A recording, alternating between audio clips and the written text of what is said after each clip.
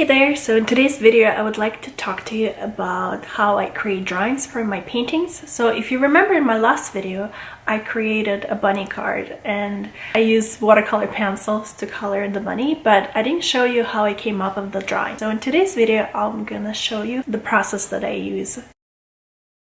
I start my design by doing a quick layout of the card. I decided I want to draw a cute bunny with red cheeks and have the text say, "You make me blush." I wanted the card to work for Valentine's Day, but I think it could work for Easter too, which is pretty cool. I created a box where I'm going to add the text. My main image will be in the middle. Before I start drawing, I found several photo references for inspiration. I don't particularly want to copy a photo, but instead I want to get an idea of how a bunny looks like. Plus, it's a great excuse to look at cute pictures, right? In my opinion, it's difficult to draw from memory. I'm sure some artists can do it.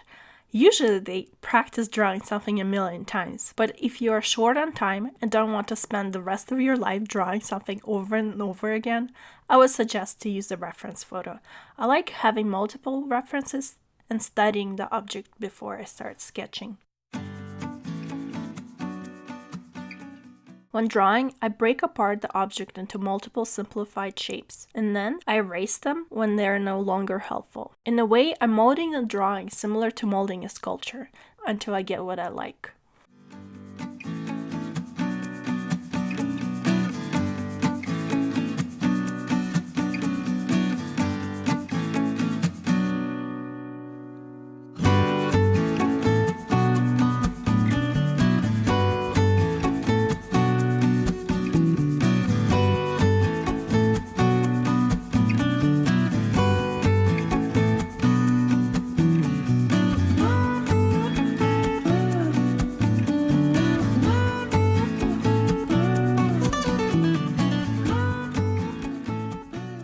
I like to experiment and do silly things and see if something comes out of it. I decided that the big heart doesn't work for the composition, so I'm not adding it to my final drawing. I was still hesitant about the little hearts, if I should include them, but if you remember from my previous video, I decided not to add them.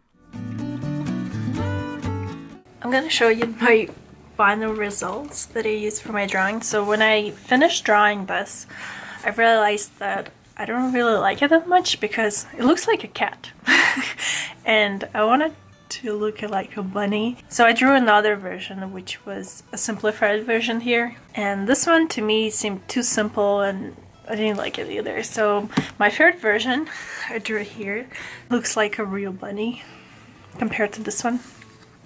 I like this a lot more. So this is the final drawing that I used, and to transfer it to the card, what I did is I used tracing paper and I just traced it over onto the paper, and then I shaded the back side so I can transfer it to the card, and then I went over the drawing with the pen.